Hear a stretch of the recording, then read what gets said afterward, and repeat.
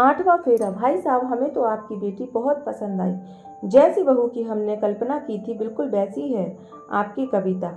अपने बेटे के लिए लड़की देखने आई सुधा जी लड़की यानी कि कविता से मिलकर बोली, जी बहन जी, ये तो बहुत अच्छी बात है। अब कविता की माँ तो है नहीं, सास के रूप में माँ मिल जाएगी इसे। बस आप लोग संजय बेटा से पूछ लो, उन्हें ये रिश्ता मंजूर हो तो बात आगे बढ़ाएं। कविता के पिता सुबोध बोले, अंकल, कोई भी फैसला लेने से पहले मैं कविता से अकेले में बात करना चाहूँगा, अगर आपकी इजाज़त हो तो।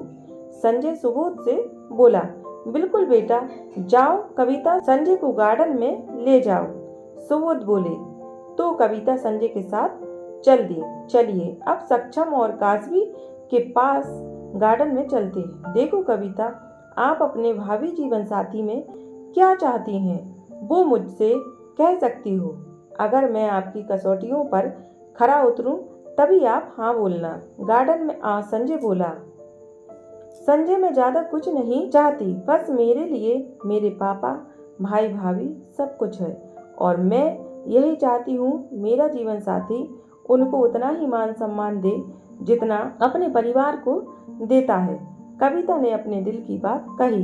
बहुत अच्छी बात है ये तो कि आप अपने परिवार को इतनी अहमियत देती हैं। उम्मीद है शादी के बाद ससुराल पक्ष के लोगों को भी वही मान सम्मान दोगी।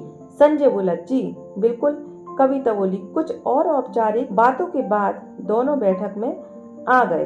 दोनों बच्चों की हाँ होते ही रिश्ता पक्का कर दिया गया और शादी का मुहूर्त भी जल्द ही आ गया। फेरों और 7 वचनों की रस्म पूरी हुई। वर और कन्या अपना स्थान ग्रहण करें। 7 फेरे होते ही पंडित जी बोले, रुकिए पंडित जी, अभी 8वां फेरा और 8वां वचन बाकी है।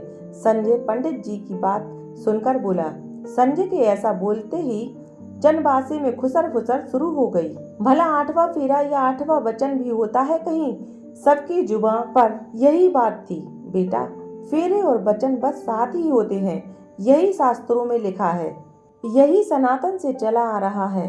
पंडित जी संजय से बोले, पंडित जी, ये 7 फेरे तो हमने एक दूसरे को 7 वचन देकर लिए हैं जो हमारे आने वाले जीवन मजबूरी प्रदान करेंगे एक पति पत्नी के रूप में। संजय बोला। कविता भी थोड़ा सा असमंजस में थी कि संजय कहना क्या चाहता है। हाँ, तो आप दोनों पति पत्नी के रिश्ते में बंध रहे हैं तो एक दूसरे को ही तो 7 वचन देंगे।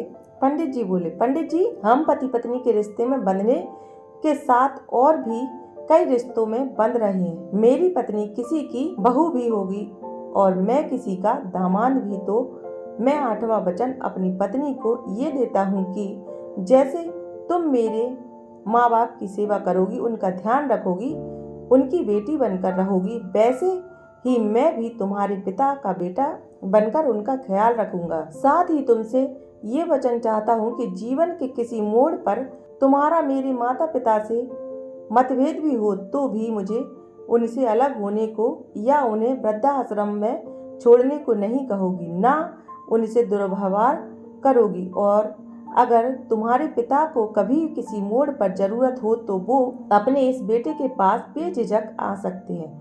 हमारा घर जितना हम सबका होगा उतना उनका भी होगा। क्या तुम इस अग्नि कुंड को साक्षी मानकर मुझे ये वचन देकर 8वां फेरा लोगी मेरे साथ? संजय ने ये बोल कविता से पूछा। पर संजय, जब हमारी बात तभी हो गई थी कि हम दोनों परिवारों को मान देंगे, फिर अब ये सब?